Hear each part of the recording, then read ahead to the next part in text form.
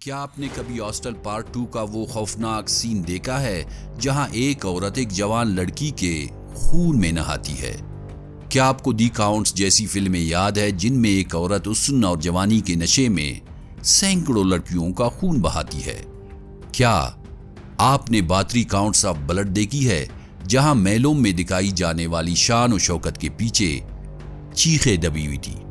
تو جان لیجئے یہ کردار کوئی افسانوی ولن کی نہیں بلکہ ایک اصل انسان کی تھی، الزبتھ باتری، وہ عورت جس پر الزام ہے کہ اس نے 600 سے زائد لڑکیوں کو قتل کیا صرف اس لیے کہ وہ ہمیشہ جوان اور حسین نظر آنا چاہتی تھی۔ ایسی عورت جس کے لیے خون صرف زندگی کا حصہ نہیں بلکہ حسن کا راز تھا۔ اسے کچھ لوگ ڈریکولا کی بہن بھی کہتے ہیں۔ کتاب ڈریکولا واز اے ویمن ایک تاریخی تحقیق ہے جس میں مصنف نے یہ دعویٰ کیا کہ الزبتھ باتری کی زندگی اور اس کے جرائم نے شاید برام اسٹوکر کو ڈریکولا کا کردار تخلیق کرنے کے لیے متاثر کیا۔ سوال یہ ہے، کیا حسن کے پیچھے کی قیمت واقعی انسانی خون ہو سکتی ہے؟ کیا کوئی عورت اپنی جوانی کو قائم رکھنے کے لیے روزانہ نوجوان لڑکیوں کے خون میں غسل کر سکتی ہے؟ کیا الزبتھ واقعی قاتلہ تھی یا خاندانی سازش کا شکار ایک معصوم عورت؟ تو آئیے ان الجھے ہوئے سوالات کے جوابات تاریخ سے ڈھونڈنے کی کوشش کرتے ہیں۔ تاریخ انسانوں کی کامیابیوں سے بری ہوئی ہے، بادشاہوں کے کارنامے، فاتحوں کی فتوحات، فلسفیوں کے خیالات اور سائنسدانوں کی دریافتیں، مگر اسی تاریخ میں کچھ صفحات ایسے بھی ہیں جن پر سیاہی سے نہیں خون سے لکھا گیا ہے۔ ان صفحوں پر نام ہیں ان لوگوں کے جن کے اعمال اتنے سیاہ اور خونی تھے کہ وقت خود ان سے آنکھیں چرانے لگا۔ انہی ناموں میں سے ایک الزبتھ باتری کا نام نمایاں نظر آتا ہے۔ یہ 1560 کا سال تھا۔ اسی سال وسطی یورپ کے انگریز سلطنت میں ایک اشرافیہ خاندان میں الزبتھ باتری نے جنم لیا۔ یہ خاندان اقتدار، دولت اور اثر و رسوخ کا مظہر تھا۔ شاہی محلوں سے قلعوں تک باتری خاندان کا رعب ہر طرف محسوس کیا جاتا تھا۔ کہا جاتا ہے کہ الزبتھ کی رگوں میں خون نہیں، غرور اور طاقت بہتی تھی، مگر طاقت جسے اکثر نعمت سمجھا جاتا ہے کبھی کبھی لعنت بن کر اترتی ہے۔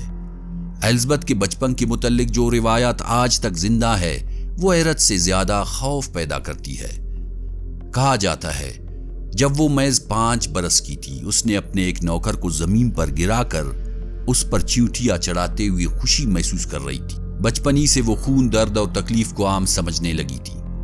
شاید اس کی وجہ اس کا خاندانی پس منظر تھا۔ اس کا خاندان ذہنی بیماریوں، مرگی اور خفیہ جادوگری سے وابستہ تھا۔ یہ سب چیزیں الزبتھ کے وجود میں قطرہ قطرہ شامل ہوتی رہی۔ کوئی نہیں جانتا کہ یہ سب قدرتی تھا یا اسے اس جانب دھکیلا گیا، لیکن ایک بات طے ہے، اس کی نفسیات کا سفر ایک گہری کائی کی طرف جا رہا تھا۔ وہ خوبصورت تھی، تعلیم یافتہ تھی اور طاقتور۔ جوانی میں اس نے لاطینی، جرمن، ہنگرین اور یونانی زبانیں سیکھی۔ کیا آپ تصور کر سکتے ہیں کہ 16ویں صدی میں ایک عورت کے لیے اتنا علم حاصل کرنا کتنی غیر معمولی بات تھی؟ مگر شاید اسی علم نے اس کا اندر کا گھمنڈ اور گہرا کر دیا تھا۔ 16 برس کی عمر میں اس کی شادی فرانسس نارڈسڈی سے ہوئی تھی۔ فرانسس کو بلیک نائٹ آف ہنگری کہا جاتا تھا۔ یہ لقب اس کی جنگی سفاکیت کی علامت تھا۔ وہ دشمنوں کو اذیت دے کر مارنے کی طریقوں سے مشہور تھے۔ شادی ظاہری طور پر شان و شوکت سے بھرپور تھی، لیکن اس کے پیچھے چھپا ہوا ماحول بے حد خاموش، تاریک اور حد سے زیادہ خوفناک تھا۔ شادی کے بعد الزبتھ کو چیتا نامی قلعے میں منتقل کیا گیا۔ یہ قلعہ 13ویں صدی میں پہاڑوں اور جنگلات کے بیچ بنایا گیا تھا تاکہ علاقے کو ترک حملہ آوروں سے بچایا جا سکے۔ یہی قلعہ وقت کے ساتھ ساتھ ایک ایسے ظلم کی علامت بننے والا تھا جس کی گونج آج بھی سنائی دیتی ہے۔ کہا جاتا ہے کہ فرانسس نے الزبتھ کو اذیت دینے کے مختلف طریقے سکھائے، جیسے کسی خادمہ کے ناخن اکھاڑ دینا یا برف میں بھگو کر چھوڑ دینا یا پھر انہیں شہتیر سے باندھ کر تیل میں ڈبونا، جو الزبتھ کے لیے نہ صرف معمول کی بات بن گئی بلکہ ایک گہری تسکین کا ذریعہ بھی۔ اور جب فرانسس جنگوں میں مصروف ہو گیا تو یہ قلعہ مکمل طور پر الزبتھ کے رحم و کرم پر آ گیا اور یہاں سے خونی کھیل کا آغاز ہوتا ہے۔ ایک دن اچانک محل میں ایک خوبصورت لڑکی لاپتہ ہو گئی، پھر دوسری، پھر تیسری۔ سب کو معلوم تھا کہ لڑکیاں کیوں لاپتہ ہو رہی تھی، ان کے ساتھ کیا بیت رہی تھی، مگر خوف کے مارے لب کشائی کی کسی میں ہمت نہیں تھی۔ سب خاموش رہے۔ بس اتنا پتا تھا جو لڑکی قلعے میں داخل ہوتی ہے وہ کبھی واپس قلعے سے نہیں نکل پاتی، اور قلعے کی دیواروں نے سب کچھ دیکھنا سیکھ لیا تھا۔ چیخوں کی بازگشت، خون کے دبے اور اذیت کی مہک قلعے کے پتھروں میں بسنے لگی۔ باہر کی دنیا میں الزبتھ اب بھی ایک رئیسہ تھی، مگر قلعے کے اندر وہ موت کی علامت بن چکی تھی۔ کہتے ہیں کہ ایک دن جب ایک نوجوان خادمہ کے چہرے پر الزبتھ نے زور کا تماچا مارا، اس کے چہرے سے خون نکلا۔ وہ خون الزبتھ کے ہاتھ پر لگا۔ اس نے اپنا ہاتھ دیکھا، کچھ محسوس کر کے مسکرا دی اور کہا، میرا ہاتھ جوان لگ رہا ہے۔ یہ واقعہ ایک نئے جنون کی شروعات تھا، جو خون سے جوانی خریدنے کا جنون ثابت ہوا۔ اس کے بعد قلعے کے اندر ایک کمرہ مخصوص کر دیا گیا۔ یہاں دیواروں پر زنجیریں، فرش پر خون کے دبے، چیخوں کی آوازیں اور روشنی میں لرزتی ہوئی سائے روز کا معمول بننے لگے۔ یہ وہ جگہ تھی جہاں درجنوں نوخیز لڑکیوں کو بلا کر اذیت دی جاتی، مارا جاتا اور ان کے خون کو جمع کیا جاتا، اور باتری وہ خون اپنے جسم پر ملتی، نہاتی اور کبھی کبھی پیتی۔ یہ سب صرف ایک مقصد کے لیے، جوانی اور حسن کو قید میں رکھنے کے لیے، جو کہ ناممکن تھا۔ مگر اس کے ذہن میں یہ بات گر کر گئی تھی کہ نوجوان لڑکیوں کا خون اسے جوان رکھنے میں مددگار ثابت ہو سکتا تھا، اور یہی وہ مرحلہ تھا جہاں الزبتھ ایک رئیسہ سے نکل کر ایک ایسی علامت میں بدلنے لگی جو انسانی فطرت کی تاریک ترین گہرائیوں کو ظاہر کرتی ہے۔ طاقت، جنون اور خوف جب ایک جسم میں قید ہو جائے تو وہ انسان نہیں رہتا، کچھ اور بن جاتا ہے، شاید درندہ یا پھر کوئی اور خوفناک اور بے رحم مخلوق۔ اور الزبتھ وہ بن چکی تھی، اور اسے اس پر فخر بھی تھا۔ اور وہ قلعہ اب صرف پتھروں کا ڈھانچہ نہیں رہا تھا، وہ اب ایک قبرستان تھا جس کی قبریں زمین کے نیچے نہیں، دیواروں کے اندر تھی۔ انسانی جسم میں موجود 5 لیٹر خون کسی کی زندگی کا ضامن ہوتا ہے، مگر یہی خون جب ایک پاگل ذہن کے لیے جوانی کا راز بن جائے تو وہ خون نجات نہیں، سزا بن جاتا ہے۔ اور قلعے کی دیواریں اربون کی گواہ بن چکی تھی۔ الزبتھ باتری اب محض قاتلہ نہیں رہی تھی، وہ ایک رسم، ایک عمل، ایک مقصد کے ساتھ لڑکیوں کا خون بہا رہی تھی۔ ان کا انتخاب اب صرف کمزور طبقے تک محدود نہیں رہا تھا، اب وہ رئیس خاندانوں کی بیٹیوں پر نظریں جما چکی تھی۔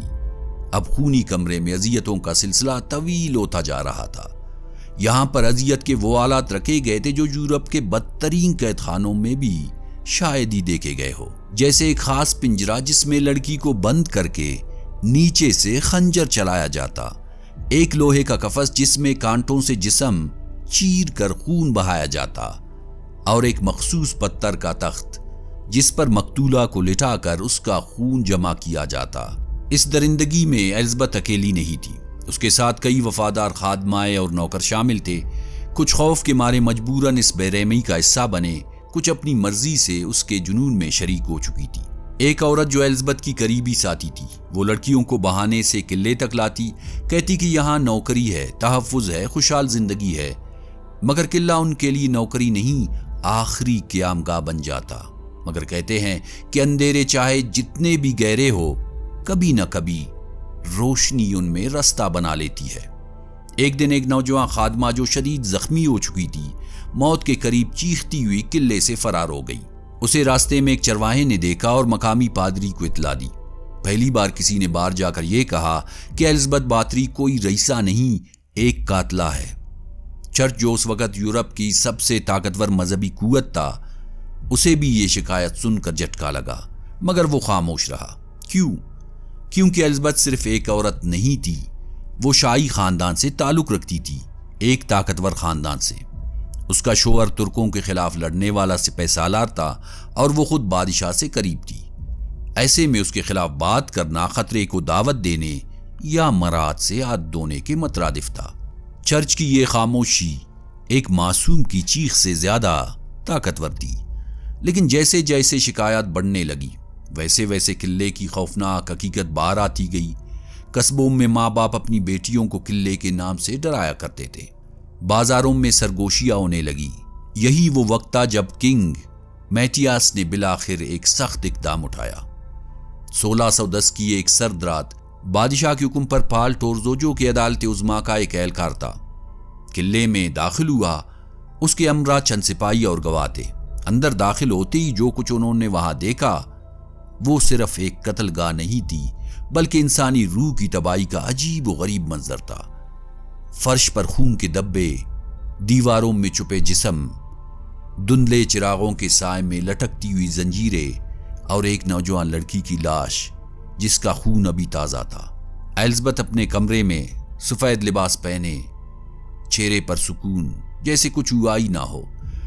ایلزبتھ باتری کو 1610 میں جب گرفتار کیا گیا تو کوئی باقاعدہ مقدمہ نہ چلا۔ اس کے مرتبے، اس کے خاندان اور سلطنت کی بدنامی کے خوف نے عدالت کو خاموش رکھا۔ اس کے نوکروں کو موت کی سخت ترین سزائیں دی گئی۔ کسی کو انگلیاں کاٹ کر جلا دیا گیا تو کسی کو جلتے کوئلوں پر زندہ بٹھایا گیا، مگر ایلزبتھ کو ایک کمرے میں قید کر دیا گیا، جہاں صرف ایک چھوٹا سا سوراخ تھا کھانے اور سانس لینے کے لیے۔ اور پھر قلعے کے اس بند کمرے میں جہاں کبھی خون بہتا تھا، اب صرف خاموشی تھی۔ اور وہ عورت جس نے نوجوان لڑکیوں کی زندگی چینی، اب اپنی زندگی کے دن گن رہی تھی۔ کمرے کے اندھیرے میں اس کی آنکھیں اب جوانی کی چمک نہیں، صرف پچھتاوے یا شاید مزید جنون کی جھلک رکھتی تھی۔ کبھی شاہی لباس پہنے قلعے کے ستونوں میں اعتماد سے چلنے والی عورت اب اسی قلعے کی دیواروں میں قید تنہائی کا شکار تھی۔ وہ قید جو ظاہراً صرف جسم کو محدود کرتی ہے، مگر اصل میں ذہن کی زنجیر بن جاتی ہے۔ کہتے ہیں ایلزبتھ نے قید میں پہلے 6 مہینے بولنا ہی چھوڑ دیا۔ اس کا ذہن ساکت ہو گیا تھا۔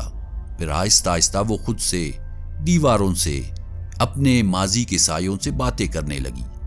ایک روز جب ایک محافظ اس کے لیے کھانا چھوڑنے آیا تو اسے ایلزبتھ کی آواز سنائی دی۔ وہ کہہ رہی تھی، تم نے مجھے قید کیا، لیکن میری جوانی نہیں چھین سکی۔ میری روشنی میرے خون میں ہے۔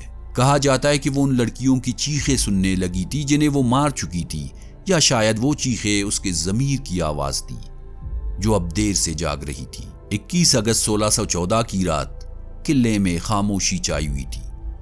محافظ معمول کے مطابق سوراخ سے کانا اندر رکھ کر لوٹنے لگا، مگر اس نے توقع کے برخلاف اندر سے کوئی آواز نہیں سنی۔ وہ واپس پلٹا، سوراخ سے جاننے کی کوشش کی، مگر اندر اندھیرا ہی اندھیرا تھا۔ اگلی صبح دیوار توڑ دی گئی۔ ایلزبتھ باتری کی لاش زمین پر بے جان پڑی تھی، آنکھیں کھلی ہوئی جیسے کسی کو دیکھ رہی ہو یا کسی اور جہاں کی طرف جا رہی ہو۔ ایلزبتھ کی موت پر کوئی سرکاری نوٹس جاری نہیں ہوا، کوئی جنازہ نہیں، کوئی عزت نہیں، صرف ایک گمنام قبر اور وہ افواہیں جو صدیوں بعد بھی تاریخ کے سائے میں زندہ رہے۔ اور یہی وہ مقام ہے جہاں مورخین کے بیچ اختلاف شروع ہوتا ہے۔ کچھ لوگ ایلزبتھ کو ایک ظالم درندہ سمجھتے ہیں جس نے اپنی جوانی، طاقت اور شیطانی رسومات کے لیے 600 سے زائد لڑکیوں کو بے دردی سے قتل کیا، جبکہ کچھ ماہرین تاریخ اسے ایک ایسی عورت مانتے ہیں جسے اس کے دشمنوں، سیاستدانوں اور چرچ نے سازشوں سے بدنام کر کے پسایا، کیونکہ وہ ایک عورت تھی اور اس وقت ایک طاقتور، دولت مند زمیندار عورت کو مردانہ طاقتیں قبول کرنے کو تیار نہیں تھی۔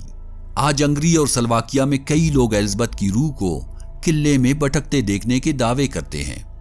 کچھ سیاح کہتے ہیں انہوں نے چیخوں کی آوازیں سنی، کچھ نے ایک عورت کو سفید لباس میں دیکھنے کا دعویٰ بھی کیا۔ دوستو، آج ایلزبتھ باتری کی موت کو 4 صدیاں گزر چکی ہے، مگر اس کی ذات آج بھی سوال بن کر زندہ ہے۔ دوستو، ایلزبتھ کی کہانی صرف ایک خوفناک افسانہ نہیں، بلکہ تاریخ کا ایک سیاہ باب ہے۔ ایک ایسی عورت جس کی خواہش حسن اور جوانی نے اسے سینکڑوں بے گناہ لڑکیوں کی جان لینے پر مجبور کیا۔ مگر سوال یہ ہے، کیا وہ واقعی قاتلہ تھی یا ایک خاندانی سازش کی شکار عورت؟ تاریخ کے دھندلے صفحات میں یہ راز ابھی بھی پوشیدہ ہے۔ خون سے نہلانے والی یہ رانی ایک علامت ہے انسانی جبلت کی تاریک گہرائیوں کی، جہاں طاقت، جنون اور خوف ایک ایسا نقش چھوڑ جاتے ہیں جو صدیوں تک یاد رکھا جائے گا۔ ہمیں چاہیے کہ ماضی کی ان کہانیوں سے سبق سیکھے اور یہ سمجھے کہ حسن کی قیمت کبھی بھی انسانی جان نہیں ہو سکتی، اور انسان چاہے کچھ بھی کر لے، حسن کو زیادہ دیر برقرار رکھنا اب تک ممکن نہ ہو سکا۔